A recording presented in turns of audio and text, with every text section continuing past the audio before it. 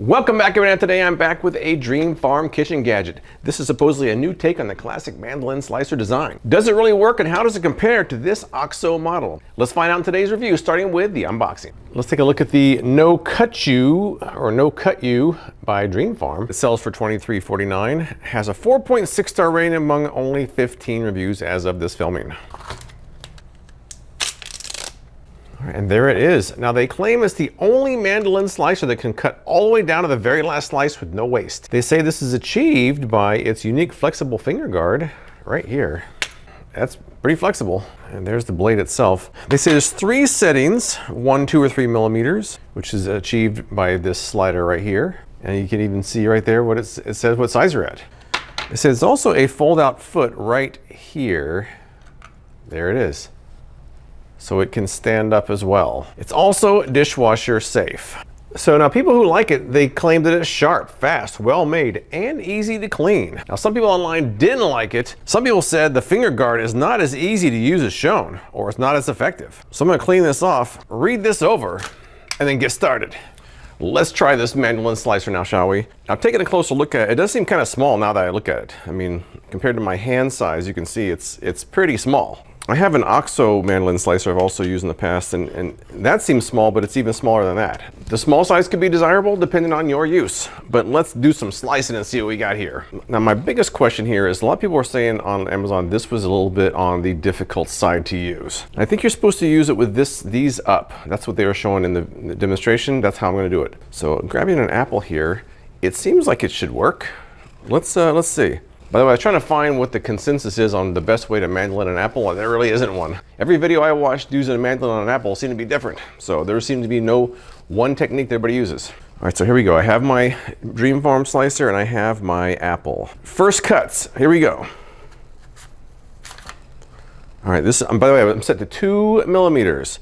Let's see how that first cut looked. That's pretty nice. That's a pretty nice looking cut.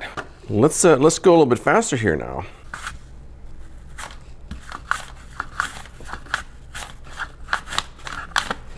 I'm getting some pretty nice thin uniform cuts here, so far so good. See, now what I'm wondering about is as I get down to the point where this is starting to touch the surface, is that going to be an issue? We shall see.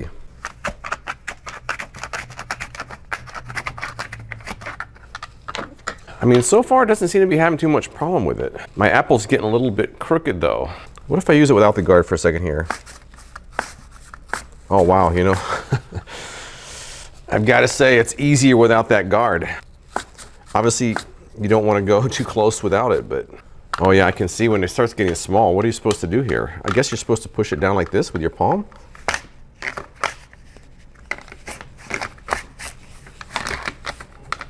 I think so. I think I'm doing it right.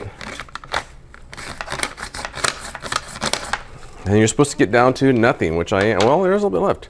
There's a little chunk left. First use, I think it's pretty good. I'm a little bit on the fence about this guard, but I mean, just as a mandolin slicer, the slices are pretty good. So I'm happy with that. So it's a good first test, but we got more to try out, which we're gonna do right now. All right, let's try a small potato here now and see how that goes. I'm gonna, once again, cut off the end to kind of get it started. 3 millimeters, potato, no guard. Let's see what we got here. Oh, pretty nice. Pretty nice. Actually, very nice. Let's move it over to the guard now because so far this is working pretty well without the guard. Because ideally what you're supposed to do is you get down to the bottom where you're just sliding across this way and you have no waste. That's what is supposed to happen. But let's see if that actually happens. Here we go. All right, so far so good. We're moving. I'm trying to adjust my grip on this as it gets smaller and smaller, so far so good. Oh, let's see. Oh, a tiny bit of waste there, but I do think that actually we have some nice uniform slides. So far so good. So far so good. And Bailey just joined me because she smells potatoes. So even though that worked well, let's pull out my OXO here and just for comparison's sake here. Now the OXO does not have a stand, so you have to just kind of hold it in place like that, which isn't really a big deal, but let's see. And they also have a guard, so I'm going to use that as well. But let me try this with and without the guard as well. This one is set also to 3 millimeters without the guard. Whoa, that's sharp. Wow. Man, I think the OXO might seem just a hair sharper. Let's try it with the guard now. Now see, this guard is not doing too well on this potato because it's kind of a sharpened end to it. So this guard is kind of struggling with it. Whereas the Dreamfarm guard did not seem to struggle with it as much. So I would say the OXO blade is sharper, but the guard is not as effective for this potato. Now I'm getting to the bottom. Let's try this now. That was pretty good too. I don't know, man. Those are some pretty uniform slices as well. So, I mean, I want to say the guard might have been just a smidge better on the Dreamfarm, but the overall result is pretty close. Let's move over to a cucumber now. I've chopped off the end so it should be a little easier to work with. Let's see what happens. I'm gonna go all the way down to 1 millimeter for this one. Some nice thin cucumber slices with and without the guard. Go fast here. Oh, very nice, very nice. Look at this. Nice thin cucumber slices. Let's try the OXO real quick here while we're at it. Let's see what the difference is. I would say those are some pretty nice slices too. I almost feel like the Dreamfarm was a little bit more uniform though. But the main selling point of this is their guard. So if the guard's not really holding its own, then this really isn't worth getting over other mandolin slicers. I just like doing that. It's just kind of oddly satisfying. Try with the guard.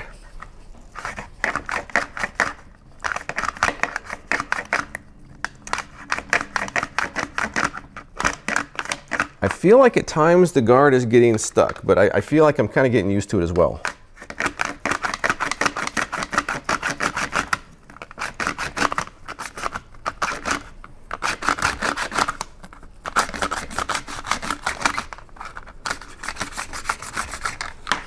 All right, now there's a little bit left over.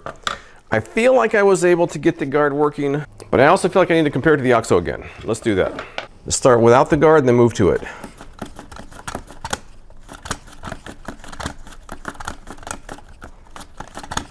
All right, let's move to the guard now. OXO guard.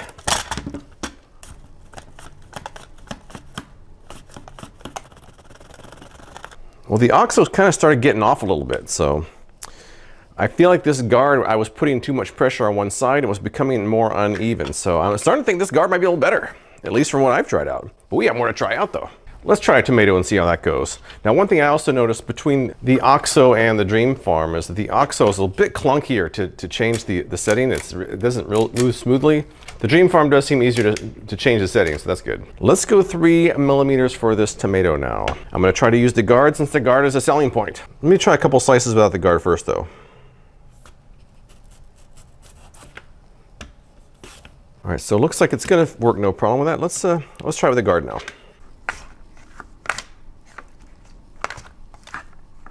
See, now the problem right now is this tomato is the exact width of this slicer, so I think it's kind of getting caught in the sides a little bit. It's not cutting.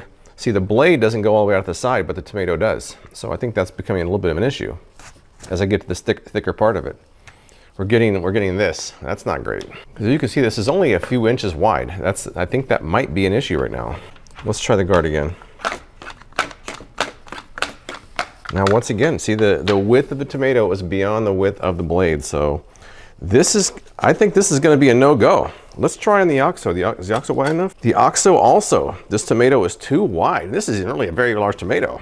Good thing I have some small tomatoes here. I wasn't planning on using my Roma tomatoes, but they're kind of an emergency backup, but we're in an emergency situation here. I mean, as much of an emergency as a mandolin slicer cutting tomatoes can be. So this tomato, too big for the slicer. Sorry, Dreamfarm, but that's just the way it is. Let's try this Roma tomato now. So the Roma tomatoes going very nicely cutting on there. Let's try with the guard this time, because it will certainly not be too wide.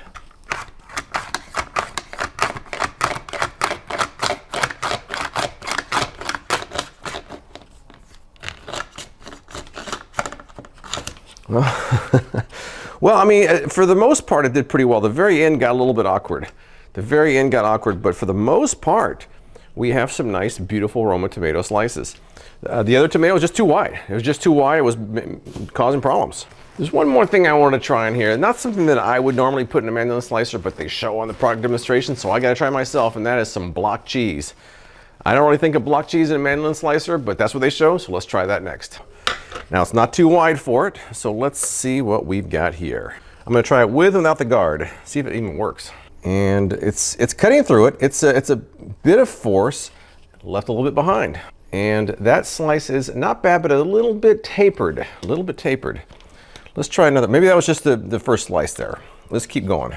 Second slice, a little bit more, it's still a little bit of force. Is it gonna taper off? Let's see. That one is less tapered. I think we're good to go. Let's keep going. I'm gonna do several slices here before I check. See, now that's an issue. That is an issue because you have the piece hanging down here and you have that. So what happens if you just ignore that and keep going? A little bit of elbow grease required. I'm still going without worrying about what's underneath. I'll do one more and then we'll check. We'll check and see what happens. Good news and bad news. The good news is it is working. The bad news is this end is kind of ragged looking. Look at that, very ragged. Like I got a deck of cards here. I call you some sharp cheddar and raise you one slice. Let's try this OXO now, other side. OXO's feeling about the same. And I feel like that one tapered as well, so a little bit of tapered. I'm just not sure this is really good for cheese. But see, the OXO, however, is not leaving a big chunk behind as much. So I think the ends are a little bit less ragged, so I don't know. They seem about the same for cheese as far as I'm concerned. I wouldn't use it for that. But in the end, I would say the Dreamfarm and the OXO sharpness, maybe the OXO has a very slight edge, but as far as the guards go, and the guard is a selling point of the Dreamfarm, I think the guard might have a little bit of a learning curve. Once you get it down, it actually might be a little bit superior to something like this. So if you've used these smaller mandolin slicers, but this guard hasn't really worked for you, Dreamfarm might have an option that might work a little better. But on the other hand, how you use it and what you use it for is going to determine which one of these is better for you. I do think it's good. I think that it's a kind of a cool invention. I'm a fan of Dreamfarm, so I think that they did a good job coming up with a new way of approaching an old design. But that's all I've got. If you've tried either one of these slicers, tell me what you think in the comments below. I appreciate you watching, and I'll see you next time.